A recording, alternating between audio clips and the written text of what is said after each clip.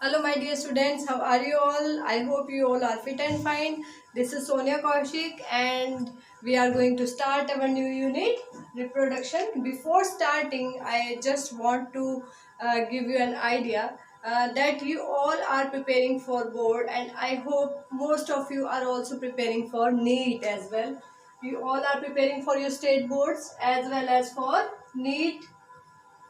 ठीक है students, NEET. So in this year you have to know that if we are preparing for NEET, we have to prepare our syllabus as well as some important concept. हमें syllabus के साथ साथ कुछ important concepts भी clear होने चाहिए. पहले इसको PMT बोलते थे, pre medical test, and now it is called as NEET, that is national eligibility cum entrance test. You all know. ठीक है. और बायोलॉजी में अगर हम बात करें 90 क्वेश्चंस बायोलॉजी से रहेंगे इस टेस्ट में. आप सभी को वैसे पता होगा. फिजिक्स से 45, केमिस्ट्री से भी 45. तो बायोलॉजी इसमें बड़ा ही लीड रोल प्ले कर रहा है students. So if you have good concepts, so you will score good in boards as well as in needs, because there is no shortcut for success. All right, success अगर if you want to score good in your boards, अगर आपको अपने boards में अच्छा score करना है तो आपके concepts, आपके basic concepts clear होने चाहिए, and that is what we require in NEET के लिए भी यही चाहिए. बस हमें basically we have to know the strategy. अब आपको एग्जाम क्रैक करना है तो आपकी उसकी बेसिक स्ट्रेटेजी पता होनी चाहिए. How we have to go for it and how we have to prepare for it. That's it. You will score good in your boards and you will score good definitely in NEET also, because students as we know 4 marks is given for right questions for NEET, and if we talk about biology, so this is of 360 marks, very important. 360 marks out of 720. अगर आप biology के अंदर students 315 तक भी अगर आप score करते हैं, और फिजिक्स और केमिस्ट्री के अंदर अगर आप 180 मार्क्स की रहेगी, 180 का केमिस्ट्री एंड 180 फिजिक्स, और इनके अंदर अगर आप 115, 100 या इस तरीके से भी अगर आप स्कोर करते हैं, तब भी आपका कितना टोटल आ जाता है, मतलब 500 प्लस आपका टोटल आ जाता है. इफ़ यू अटेनिंग 550 मार्क्स, अगर 550 मार्क्स ले रहे हैं तो definitely whether you are belonging to general category और any other category, you will definitely got admission in government medical college. Otherwise अगर आप यहाँ से कुछ कम भी स्कोर करते हैं, 5-10 मार्क्स, अगर बायो में और अच्छा आप कर लेते हैं तो it will become easy. Students, करना क्या है, हमें करनी है अच्छे से NCERT, क्योंकि बहुत स्टूडेंट्स का मिसकंसेप्ट ये है कि if we are going for NEET so we have to skip this NCERT में कुछ नहीं है. तो ऐसा नहीं है students. Almost 50 to 55 questions out of 90 question are asked from NCERT.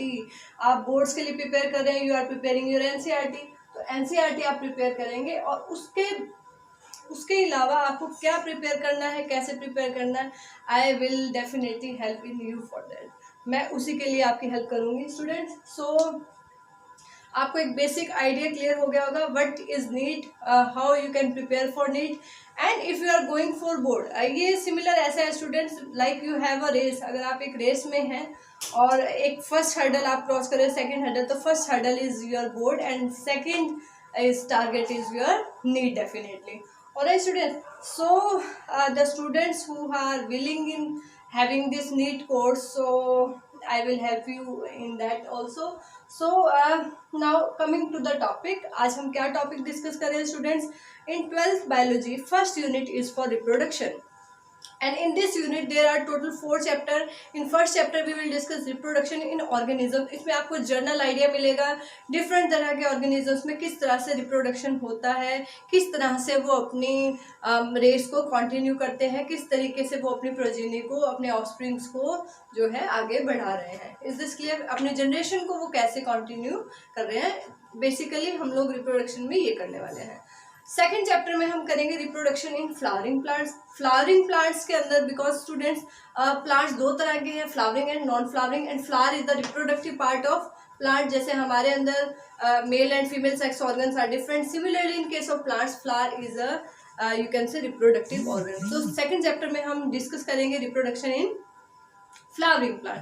Third chapter we have a chapter of human reproduction, जिसमें हम ह्यूमंस में रिप्रोडक्शन कैसे होता है और क्या गैमेट्स फॉर्मेशन है, क्या फ्यूजन है, वो सब हम डिटेल में करेंगे। फोर्थ चैप्टर आता है स्टूडेंट्स रिप्रोडक्टिव हेल्थ, जिसमें हम लोग पढ़ेंगे कि how we can you can say prevent ourselves from different reproductive related disease, that is RTI, reproductive tract infection, and many you can say fatal diseases are also there, like AIDS and herpes and simplex virus. Like most of the diseases are there where which have to you can say we have to prevent them for you can say by taking some precautions and by hygiene, you can say personal hygiene. So basically ये सब हम reproduction में करने वाले हैं। तो आज मैं आपको इंट्रोडक्शन दे रही हूँ, बेसिक इंट्रोडक्शन की आज बात करेंगे स्टूडेंट्स, क्योंकि आज ये हमारी फर्स्ट क्लास है।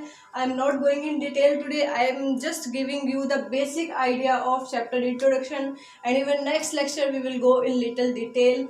Alright student, so let's start. तो चैप्टर है हमारा reproduction.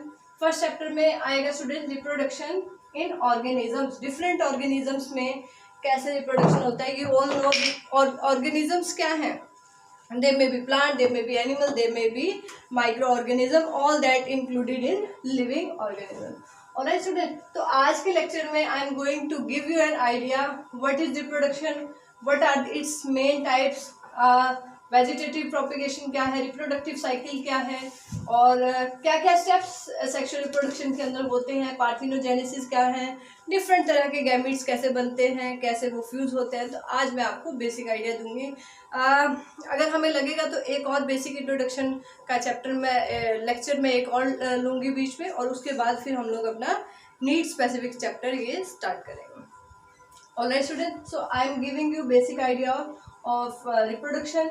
So first of all पहले बात आती है रिप्रोडक्शन। री मतलब अगेन, दोबारा। प्रोडक्शन मीन्स बनाना, प्रोड्यूस करना। I am starting this chapter with the help of example. एक एग्जाम्पल से मैं अपना चैप्टर स्टार्ट करती हूँ। For example, there is a machine. एक मशीन है जो कि स्पेयर पार्ट्स बनाती है, और स्टूडेंट्स अब वो मशीन स्पेयर पार्ट्स बना रही है, all the spare parts are similar. एक ही तरह के स्पेयर पार्ट्स बना रही है, तो सारे स्पेयर पार्ट्स दिखने में एक जैसे होंगे, बट वो मशीन के जैसे नहीं होंगे। There structure and their function will be different for machine. Machine से अलग होगा, यानी कि जो मशीन यहाँ पर काम कर रही है, मैंने बोला स्पेयर पार्ट्स बनाने की या कुछ और पार्ट बनाने की मशीन है, तो मशीन कर रही है, मशीन है नॉन लिविंग। मशीन क्या है स्टूडेंट्स? हम लोग उसको जो है प्रोटोकॉल दे रहे हैं कि किस तरीके से उसे काम करना है, और हम लोग ही उसे ऑन ऑफ कर रहे हैं, ठीक है। तो हम उसे इंस्ट्रक्शन दे रहे हैं कि how it have to work, कौन सी मशीन है, क्या बनाना है, all we have to you can say settle all that functions of a machine. अगर हम बात करें मशीन की, तो वो भी तो एक ही तरह की चीज़ें बना रही है। प्रोडक्शन, वो भी एक तरह की चीज़ें बना रही है, तो मशीन जो कर रही है वो है प्रोडक्शन, ठीक है स्टूडेंट्स। फिल्म मेकर्स या डायरेक्टर जो कर रहे हैं वो क्या कर रहे हैं? फिल्म प्रोड्यूस कर रहे हैं, रिप्रोड्यूस नहीं कर रहे हैं। तो what is basic difference between production and reproduction? Because in some exams it is are the production and reproduction are same, why this is called reproduction. हम रिप्रोडक्शन टर्म यूज कर रहे हैं स्टूडेंट्स लिविंग के लिए, living organisms के लिए हम लोग रिप्रोडक्शन यूज कर रहे हैं, और ये एक कैरेक्टरिस्टिक फीचर है कि लिविंग ऑर्गेनिज्म ही रिप्रोड्यूस कर सकते हैं। That means they can produce young one of their own kind.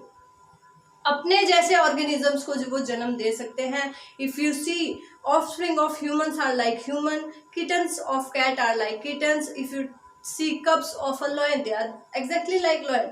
If you see the puppies, they are exactly like dog. आप किसी भी ऑर्गेनिज्म को देखें, उसके ऑफस्प्रिंग बिल्कुल उसके जैसे होंगे। This is called reproduction. अपने ही जैसे ऑर्गेनिजम्स को प्रोड्यूस करना, that have same structure, that have same function. Alright students, अब आप कहेंगे कि डॉग्स तो बहुत सारी तरह के हैं, या काव बहुत सारी तरह की है, या हम कहें वीट बहुत सारी तरह के, गेहूँ। तो प्लांट्स या एनिमल्स में हमें एक ही तरह के ऑर्गेनिजम्स की अलग अलग वैरायटी मिलती है स्टूडेंट्स, वो स्पीशीज है। आपने 11th क्लास में ये कॉन्सेप्ट किया होगा कि कई बार कुछ ऑर्गेनिज्म ऐसे होते हैं जो दिखने में सिमिलर है, तो they come in a same genus, उनका जीनस सेम है और उनकी स्पीशीज अलग अलग है। Like if we talk about rice, तो 10,000 से भी ज़्यादा वैरायटीज हमारे पास मैंगो की, राइस की, उससे भी ज़्यादा वैरायटीज हमारे पास हैं। तो है तो वो राइस, लेकिन उसकी इतनी ज़्यादा वैरायटी जो है वो क्या है, स्पीशीज। ऑलराइट स्टूडेंट, तो अभी आपको क्लियर हुआ what is reproduction. So you can write it's definition now. It is a process of giving rise new individuals of their own kind. मैं लिख देती हूँ यहाँ पे जो बोर्ड्स के लिए प्रिपेयर कर रहे हैं। It is a process of, it is process by which living organisms, it is a process, और you can say it is an ability, आप इसको ability भी बोल सकते हैं क्योंकि नॉन लिविंग के अंदर नहीं है। it is a process or ability by which living organisms can give rise to new offsprings of their own kind। Alright students, अपने ही जैसे ऑर्गेनिजम्स को राइज करना, अपने ही जैसे ऑर्गेनिजम्स को जन्म देना, इसे रिप्रोडक्शन कहा जाता है। So non living things production कर सकती है, एक मशीन चीजों को प्रोड्यूस करती है, रिप्रोड्यूस नहीं। Reproduce is the characteristic feature of living organism, whether it is microorganism, चाहे हम बैक्टीरिया की बात करें, हम हाइयर ऑर्गेनिज्म की, plant, animal, fungi, whatever we are talking of, so they are producing their own kind. अगर हम mango का सीड लगाएंगे तो मैंगो का ट्री ही बनेगा। ऐसा नहीं है कि हमने सीड लगा दिया मैंगो का और बन गया वहां बनाना, तो ऐसा नहीं होगा। ऑलराइट स्टूडेंट, तो ये है बेसिक आइडिया रिप्रोडक्शन का। अब बात करते हैं टाइप्स की। ठीक है, आप जूनियर क्लासेस से ही पढ़ते आ रहे हैं। Reproduction is of basically 2 types, asexual and sexual. आप सभी को मतलब भी पता है। एसेक्सुअल जिसमें सिंगल पेरेंट इन्वॉल्व है, सिंगल पेरेंट इन्वॉल्व। ठीक है students, if you talk about sexual reproduction, 2 parents and वो 2 पेरेंट्स भी कौन होंगे, male and female. 2 parent male and females are involve. Alright student, ये बेसिक डिफरेंस आप सभी को पता है।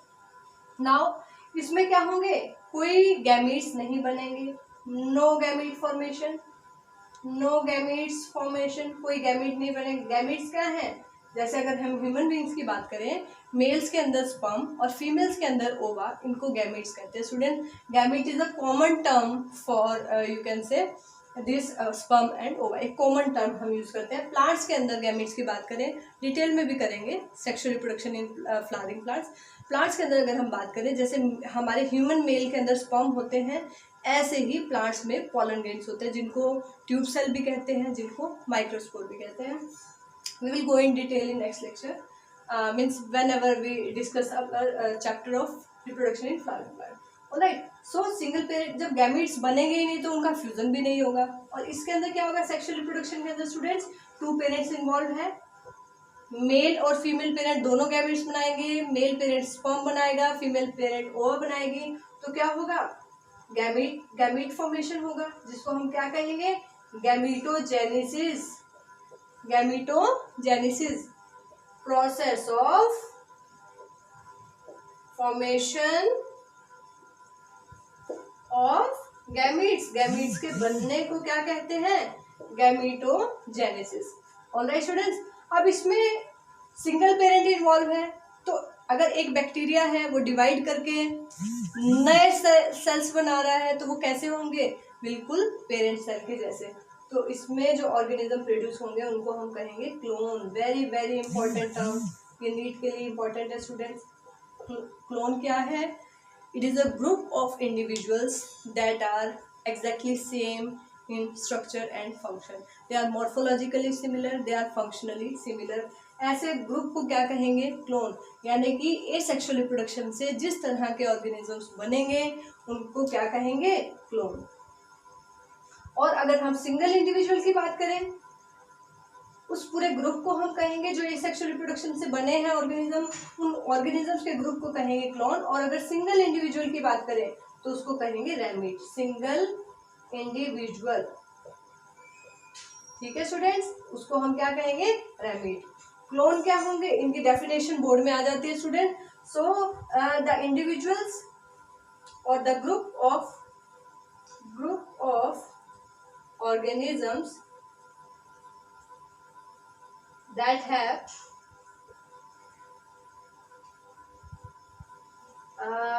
have common morphological यानी कि बाहरी morphological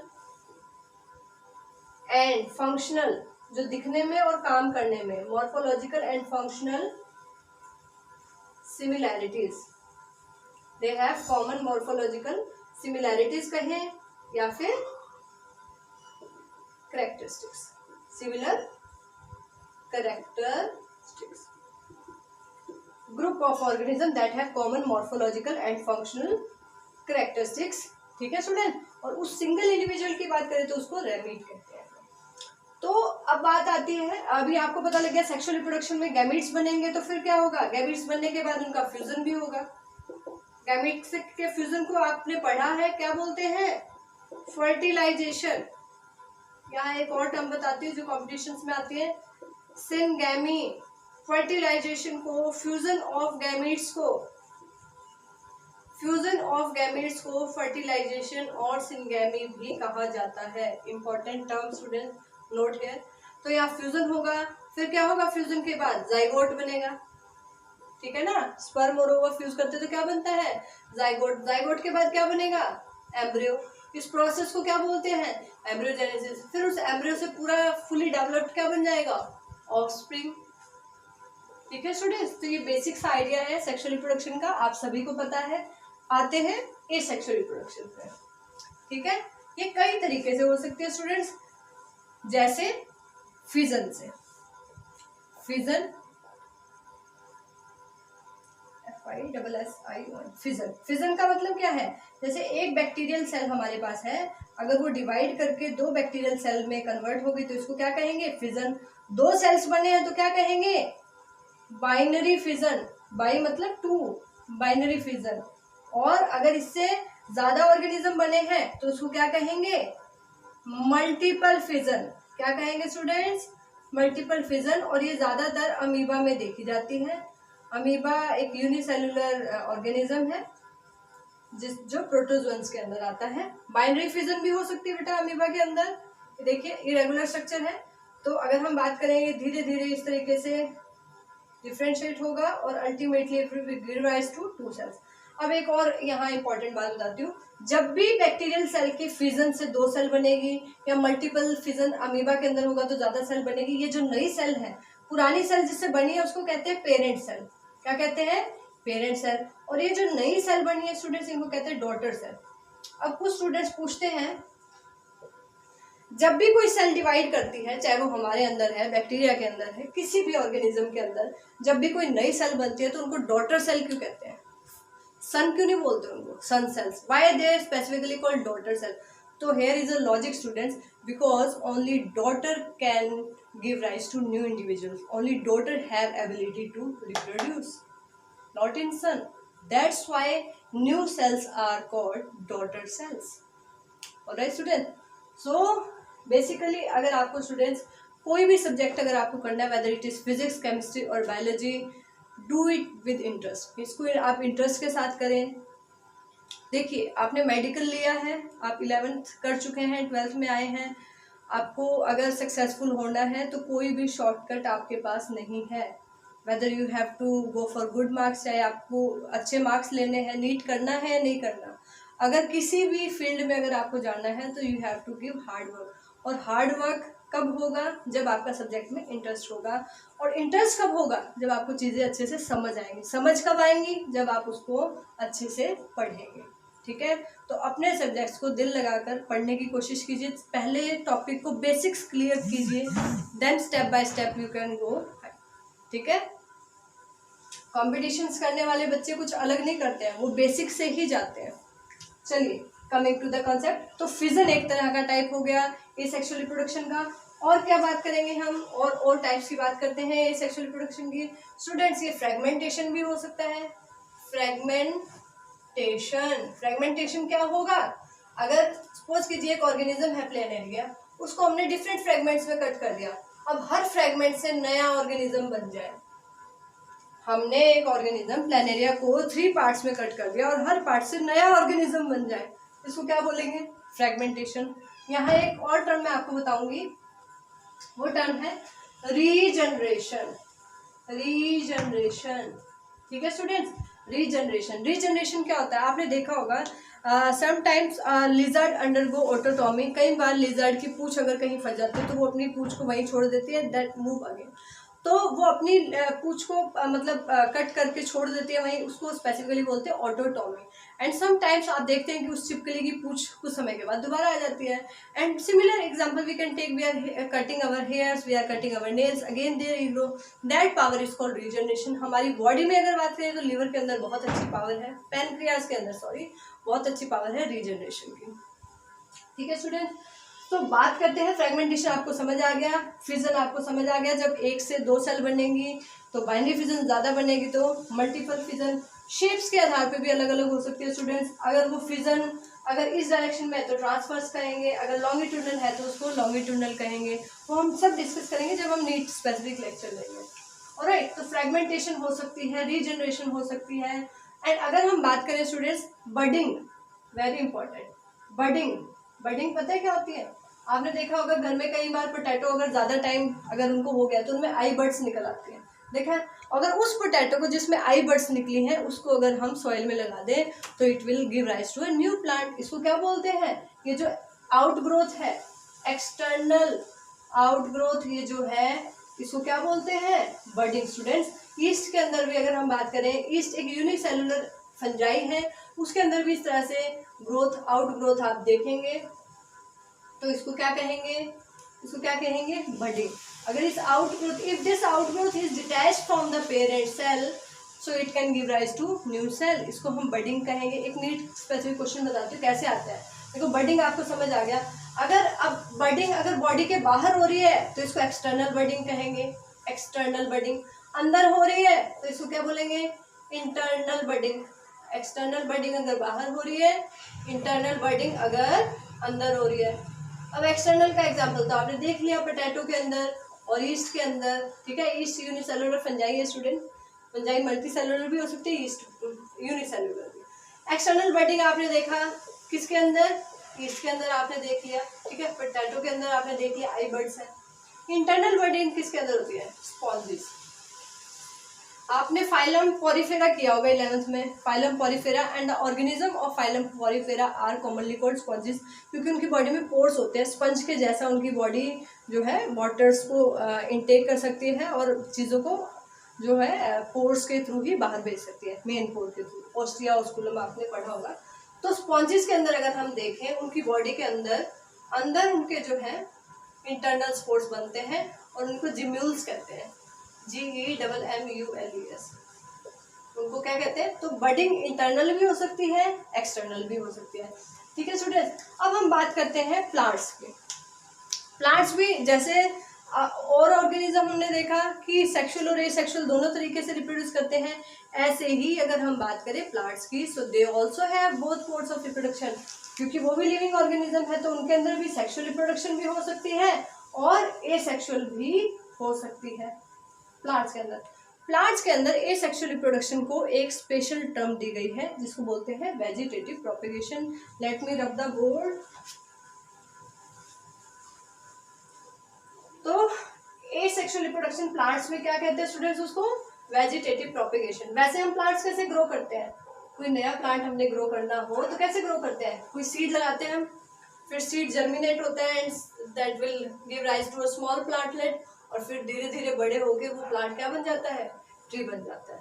ठीक है ना, यही तरीका किया हमने प्लांट्स में अभी तक। प्लांट्स के अंदर एक और तरीका है स्टूडेंट्स, वेजिटेटिव प्रोपेगेशन। नाम से ही समझिए students, vegetative. Root, stem, leaves etcetera. मतलब सीड को छोड़कर किसी भी वेजिटेटिव पार्ट से अगर हम नया प्लांट ग्रो कराते हैं, प्रोपेगेशन का मतलब होता है ग्रोथ, किसी भी वेजिटेटिव पार्ट से अगर ग्रोथ करवा रहे हैं, सीड को यूज नहीं कर रहे because seed is a product of sexual reproduction, तो अगर हम किसी भी वेजिटेटिव पार्ट से, वो रूट भी हो सकता है, स्टेम, लीव्स, नोड्स, कुछ भी हो सकता है, तो and if any vegetative part of plant is used for reproduction that is called vegetative propagation. इन प्लांट्स के अंदर इसको एसेक्सुअल रिप्रोडक्शन का टाइप कहेंगे। Asexual reproduction called as vegetative propagation. Vegetative propagation कहा जाता है। स्टूडेंट्स, वेजिटेटिव पार्ट क्या होते हैं मैंने आपको बताया। फ्लावर क्या है, प्लांट में फ्लावर होता है रिप्रोडक्टिव पार्ट। ये पूरा चैप्टर है, एक थर्ड चैप्टर हम उसमें करेंगे reproductive part of plant. Flower में जो ओवरी रहती है स्टूडेंट, उस ओवरी से फ्रूट बनता है, और फ्रूट के अंदर क्या बनते हैं, सीड्स। तो सीड्स नहीं, सीड वेजिटेटिव पार्ट में नहीं आएगा। हम डिटेल में भी डिस्कस करेंगे इन सारी चीजों को। बात करिए किसी भी वेजिटेटिव पार्ट की, आपने देखा होगा रोज को, ठीक है, रोज को देखा है आपने, कलम से काट के लगाते हैं, stem cutting. if we cut the stem of a rose and we will go for plant that and that will give rise to new plant, उससे नया प्लांट ग्रो हो जाएगा। तो that type of propagation, that type of growth is called vegetative propagation। alright students, इसको vegetative propagation कहते हैं। अब बात ये आती है स्टूडेंट, अब वेजिटेटिव और जो भी पार्ट यूज हो रहा है, रूट, स्टेम, लीव्स या बल्बिल और रनर, और यू कैन से उसके अंदर कॉर्म हम यूज करते हैं, रनर्स यूज कर रहे हैं, ठीक है, मिंट के अंदर। तो बड़े सारी तरह के हम वेजिटेटिव चीजें, पार्ट्स यूज करते हैं। उन वेजिटेटिव पार्ट्स को एक टर्म देंगे स्टूडेंट, ये भी पूछ लेते हैं एग्जाम में, ये 3 मार्क्स में आता है तो ये क्वेश्चन वेजिटेटिव प्रोपेगेशन टाइप्स पूछ लेते हैं वो इसमें, ठीक है। तो नीट में स्पेसिफिकली क्वेश्चन आते हैं बेटा कि मान लीजिए रोज में कि कहाँ वेजिटेटिव प्रोपेगेशन के लिए कौन सा पार्ट यूज हो रहा है, रूट यूज हो रहा है, स्टेम यूज हो रहा है, लीव्स हो रहा है, तो क्या हो रहा है, ठीक है। तो मैं बताती हूँ, ये जो भी पार्ट हम वेजिटेटिव पार्ट यूज करेंगे उनको कहेंगे वेजिटेटिव प्रोपेग्यूल। क्या कहेंगे, वेजिटेटिव प्रोपेग्यूल्स, और इस प्रोसेस को कहेंगे वेजिटेटिव प्रोपेगेशन। जैसे रोज को मैंने आपको बताया किससे लगाते हैं, स्टेम कटिंग से। एक और एग्जांपल बता देते हैं, डिटेल में डिस्कस करेंगे जब ये चैप्टर करेंगे। एक और लीफ की बात करते हैं, Bryophyllum. Very very important. C4 cycle भी सबसे पहले इसी प्लांट में डिस्कवर हुई थी स्टूडेंट। ब्रायोफाइलम की लीफ को अगर हम देखें, ठीक है, तो उसके रूट, यहाँ जो ये आपको लीव्स में एक कॉर्नर्स में जो नोड्स होंगी, यहीं से नई रूट्स निकलना स्टार्ट हो जाएगी। अगर हम if we take a leaf of bryophyllum and put that in soil in some days, what will happen, new you can say root like hairs will grow from here and the leaf will give rise to new plant.